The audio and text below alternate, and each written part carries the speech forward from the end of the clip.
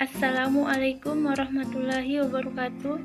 Perkenalkan, saya atas nama Yusrina dengan NIM 1901010107022 Prodi Tadrus IPA.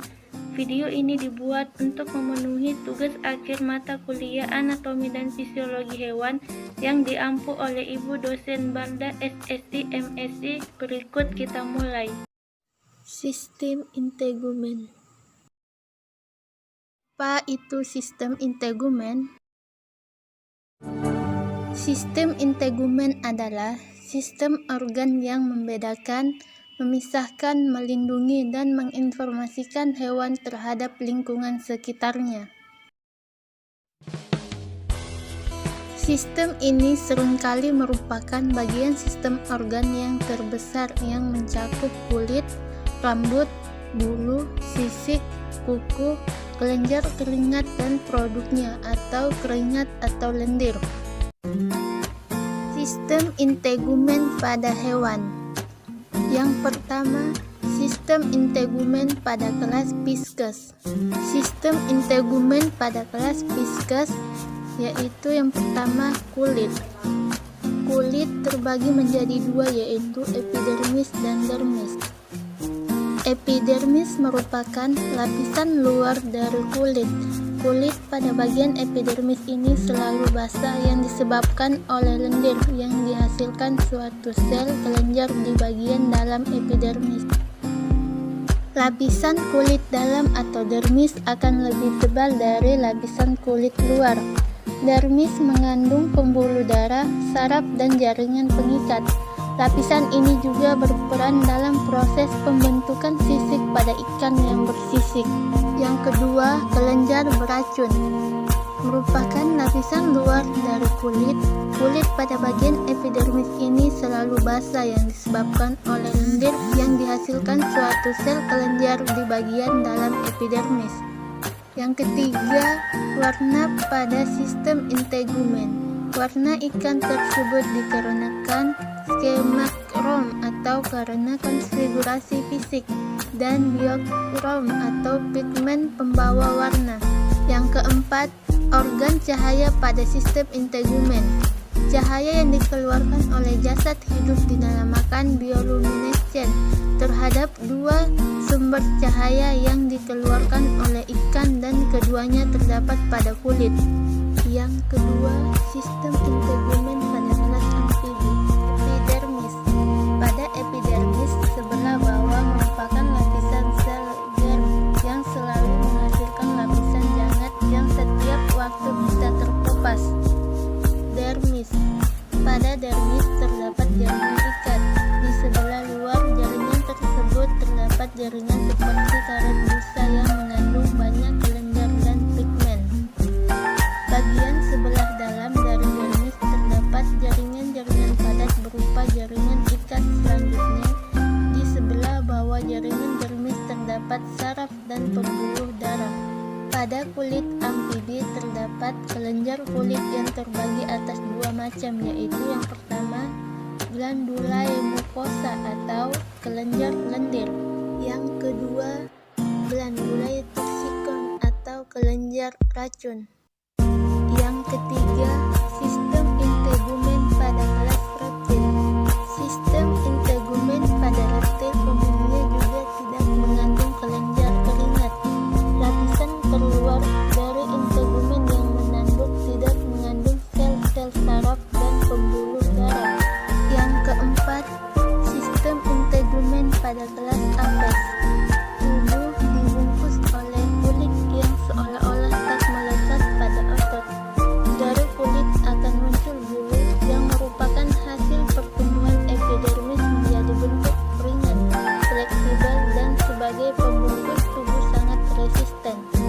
Secara embriologis, bulu apes bermula dari papil dermal yang selanjutnya mencuat menutupi epidermis.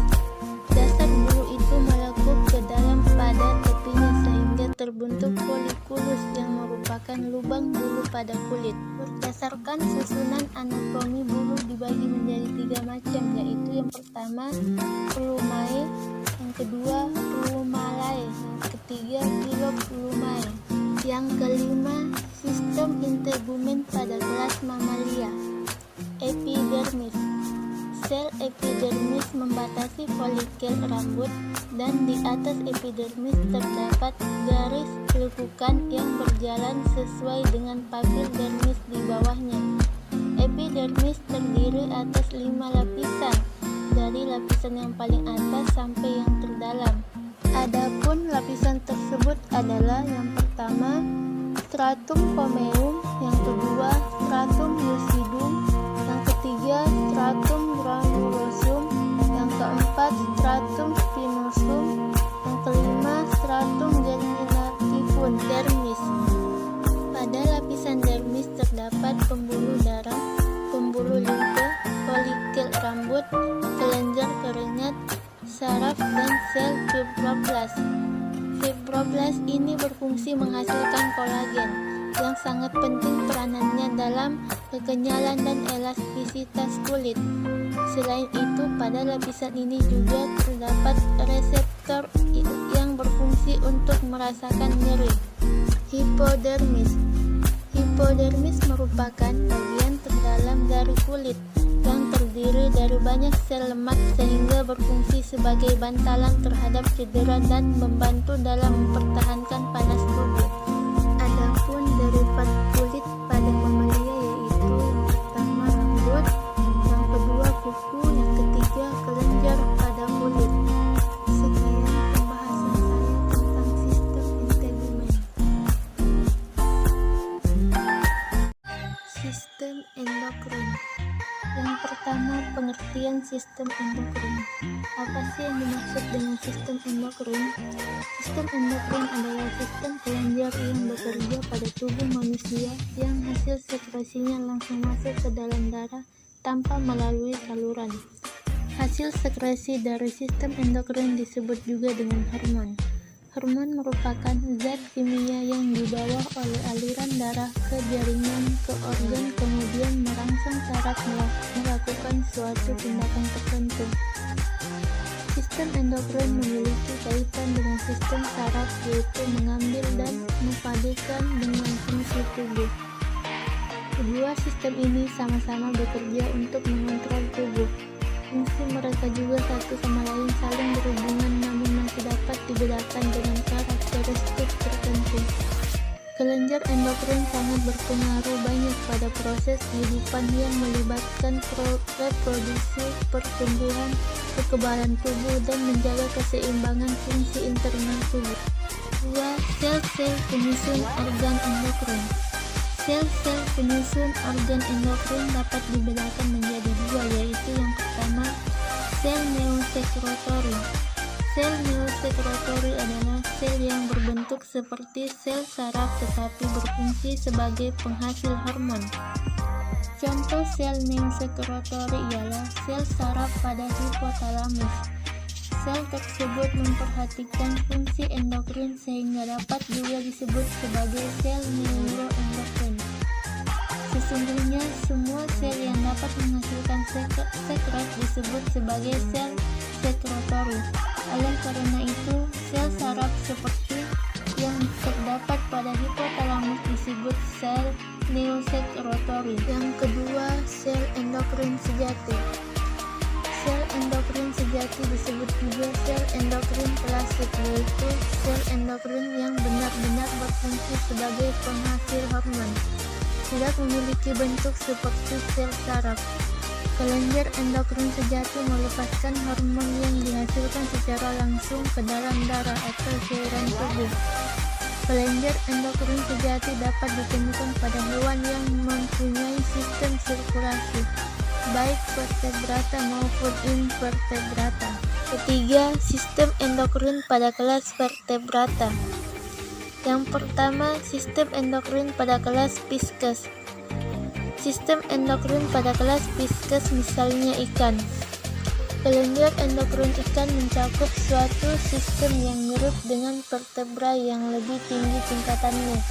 Namun, ikan memiliki beberapa jaringan endokrin yang tidak didapatkan dalam vertebrata yang lebih tinggi.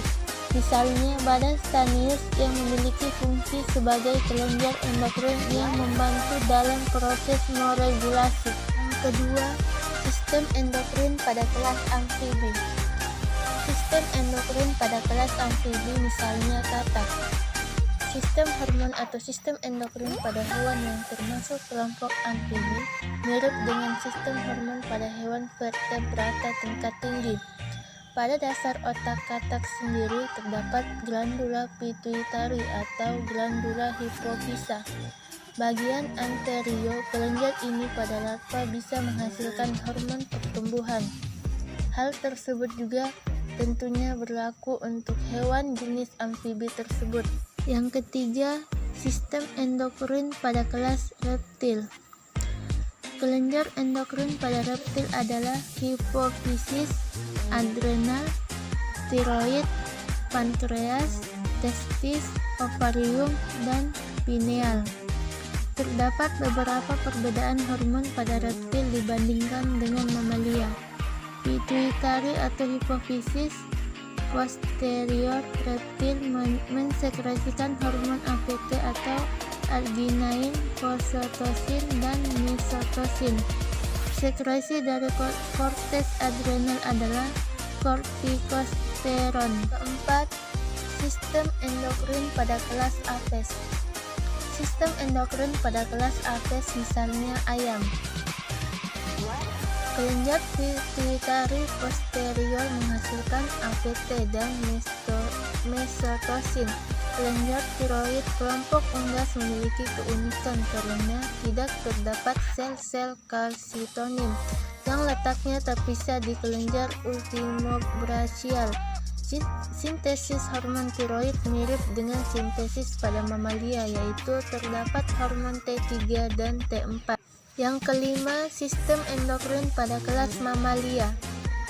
Sistem endokrin pada kelas mamalia misalnya sapi. Kelenjar endokrin utama pada mamalia adalah hipotalamus, hipofisis, tiroid, paratiroid, timus, pankreas, adrenal, dan gonad. Hormon-hormon yang disekresi oleh kelenjar tersebut memengaruhi berbagai sel dan satu sama lainnya selama perkembangan mamalia.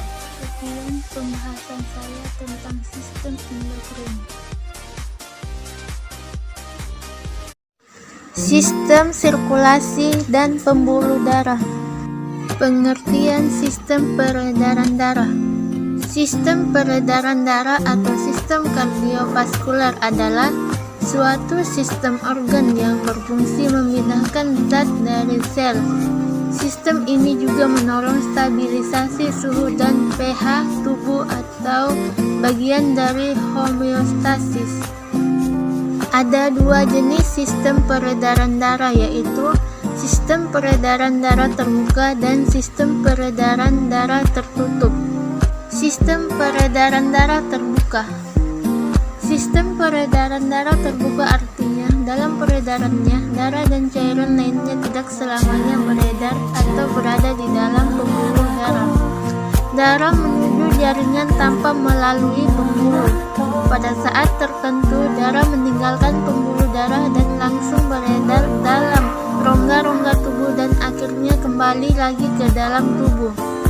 Pada sistem peredaran darah terbuka terdapat 4 jenis arteri, yaitu yang pertama arteri oftalmik atau mata, yang kedua 2 arteri antena, yang ketiga 2 arteri hati, yang keempat arteri dorsal abdominalis.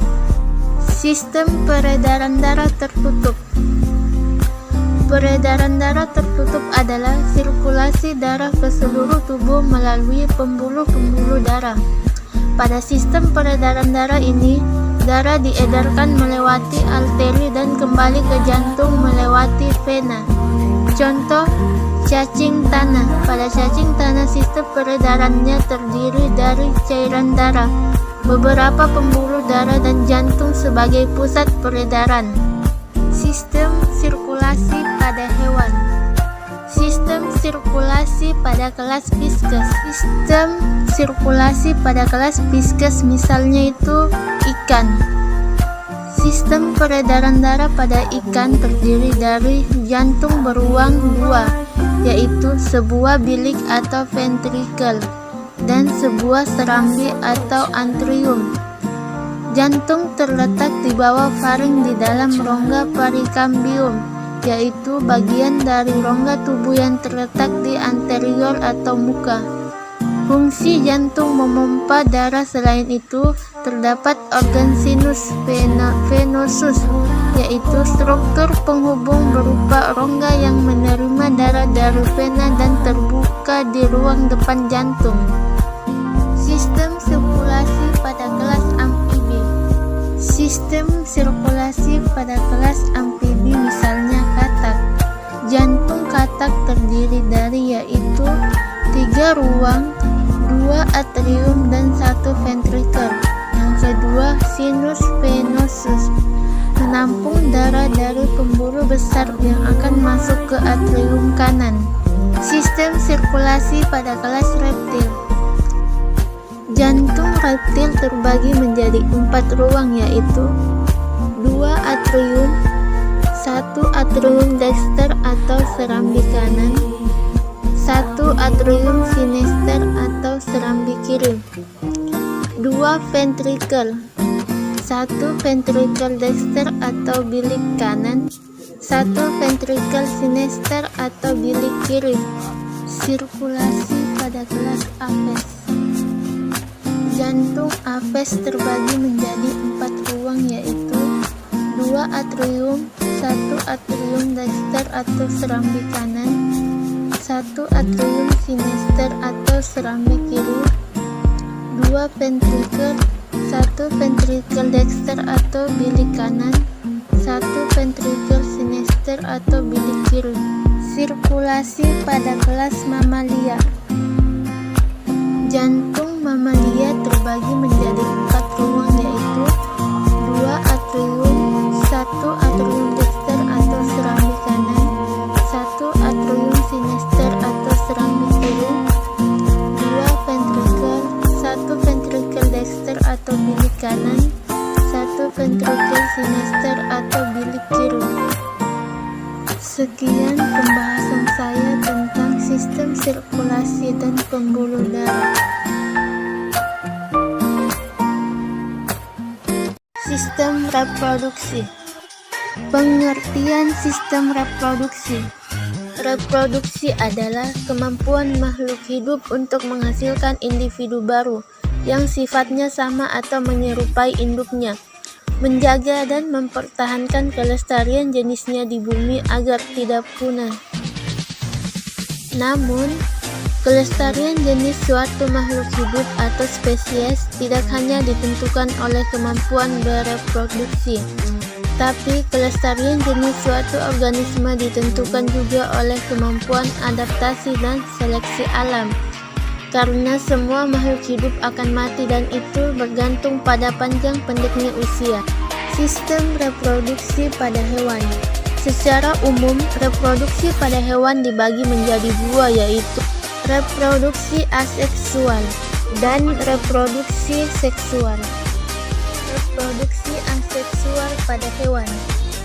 Reproduksi aseksual merupakan reproduksi yang terjadi tanpa didahului dengan peleburan 2 sel kelamin yang berbeda jenisnya. Jenis-jenis reproduksi aseksual yaitu yang pertama, pembelahan biner. Belahan biner adalah reproduksi aseksual dengan pemisahan tubuh menjadi 2 badan baru. Contoh pembelahan biner terjadi pada paramecium. Yang kedua, pembelahan ganda. Pembelahan ganda adalah pembelahan berulang sehingga dalam sekali pembelahan dari satu individu dapat menghasilkan lebih dari 2 individu. Contohnya pada plasmodium. Yang ketiga yaitu dengan cara pembentukan tunas. Membentuk tunas yaitu pembentukan tunas kecil yang serupa dengan induk. Tunas ini kemudian memisahkan diri dan menjadi individu baru. Contohnya pada hidra. Yang keempat yaitu fragmentasi. Fragmentasi yaitu suatu individu baru terbentuk dari bagian tubuh induk yang terbagi-bagi atau terputus-putus baik sengaja Contohnya pada planaria. Yang kelima yaitu parthenogenesis, di mana individu baru terbentuk dari telur yang tidak dibuahi. Contohnya pada serangga. Reproduksi seksual pada hewan. Kembang biakan seksual pada hewan melibatkan alat reproduksi sel kelamin atau gamet jantan dan gamet betina, serta proses pembuahan atau fertilisasi. Reproduksi seksual dibagi menjadi dua jenis, yaitu yang pertama, fertilisasi internal, di mana pembuahan yang terjadi di dalam tubuh induk. Yang kedua, fertilisasi eksternal, di mana pembuahan yang terjadi di luar tubuh induk. Hewan berkembang biak dengan 3 cara. Yang pertama, ovipar atau bertelur. Contohnya pada ayam. Sistem reproduksi pada ayam betina terdiri dari ovarium dan ovindum, di mana ovarium merupakan tempat pematangan sel telur atau ovum, sedangkan ovindum merupakan saluran yang menghubungkan ovarium dengan vagina. Yang kedua, vivipar atau melahirkan. Vivipar adalah salah satu cara perkembangbiakan hewan dengan cara melahirkan. Cara perkembangbiakan ini pada umumnya terjadi pada hewan mamalia atau hewan menyusui. Contohnya ini pada sapi. Yang ketiga, ovovivipar atau bertelur dan melahirkan. Contohnya ini pada kadal, di mana ovovivipar adalah salah satu cara perkembangbiakan hewan dengan cara bertelur dan beranak. Embrionya berkembang di dalam telur, dan telur tetap berada di dalam tubuh induknya sampai telur menetas. Sekian pembahasan saya tentang sistem reproduksi. Wassalamualaikum warahmatullahi wabarakatuh. Sekian video dari saya. Wassalamualaikum warahmatullahi wabarakatuh.